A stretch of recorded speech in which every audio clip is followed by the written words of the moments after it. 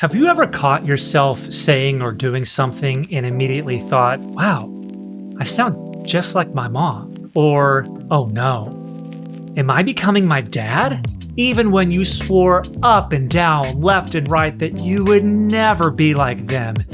And there you are. Don't worry, you're not alone. And it's because our parents shape us in more ways than we realize. From the day we were born, from the way that we communicate to the way we handle stress. But what if some of those traits aren't exactly how we want to handle things or who we want to be? In this video, we're diving into how to break free from generational patterns, develop self-awareness, and create the life you want. Let's get into it.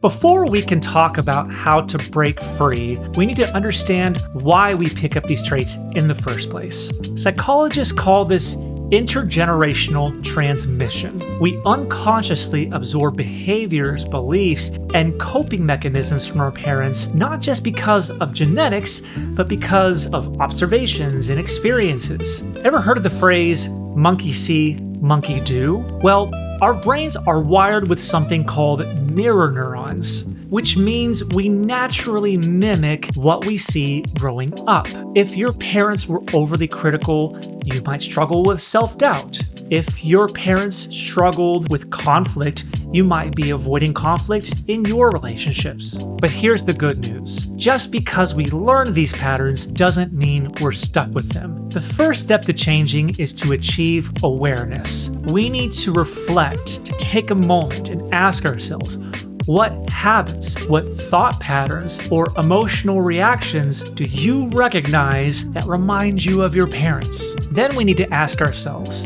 do I react to stress in the same way my parents did? For instance, do I have beliefs about money, love, or success that I've never questioned? It's important to note that sometimes we can develop unhealthy patterns of thinking and reacting from wanting to be so different from our parents that we overcorrect. If you're nodding along, don't stress. Recognizing these traits is the first step towards transformation. Once we've got a grasp of what is holding us back, it's time to break free. First, we need to challenge the narrative. In other words, many of our beliefs were just handed down to us, and it's time to challenge them. Ask yourself, is this belief helping me, or is it hurting me? If the latter is true, it's time to rewrite the script. We need to consider what we truly believe and admit when we don't know something or understand something. In that case, we need to reach out from trusted sources, find information to challenge first what we believe, and then to help us develop a more helpful thought.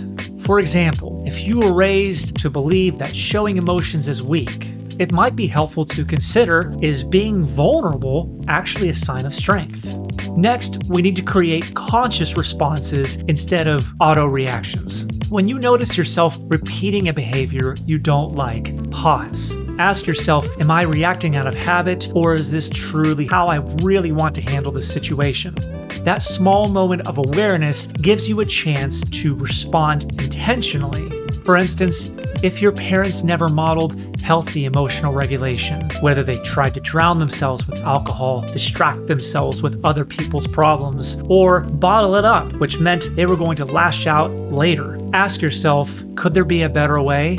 For instance, learning to take a deep breath, walk away, or just don't respond if you can't walk away. To collect yourself and respond intentionally can change everything. Eventually, these new ways of responding will become a habit, but it will be some work at first. In the meantime, we also need to seek new role models. If your childhood didn't give you the best roadmap for emotional well-being, then it's time we create our own. Surround yourself with people who embody the traits you want to develop. Therapy, self-help books, or even online communities can be great sources of inspiration. Sometimes it's also important to set boundaries with our families. Breaking patterns, sometimes means setting limits with those who reinforce them. It's okay to say no, limit certain conversational topics, or create distance when needed for your mental health. And just a quick request, if you're finding this video helpful so far, don't forget to like, subscribe, and hit that notification bell so you don't miss more content like this.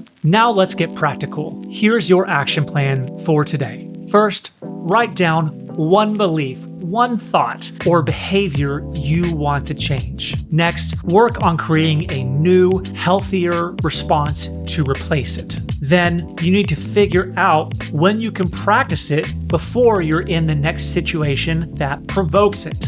Have some self-compassion, some patience. This will take some time, and it is okay if you don't get it perfect right away. At the end of the day, our goal here isn't to reject our parents completely. It's to conscientiously choose which lessons to carry forward and which ones to leave behind. You have to decide who you want to become. Maybe your parents did the best they could, or maybe they made serious mistakes. Either way, you have the power to break cycles and create a healthier, happier version of yourself. I would love to hear from you. What is one habit or belief that you've inherited that you're working to change? Drop it in the comments below. I'd love to hear your thoughts. And as always, thank you so much for watching. We'll see you next time.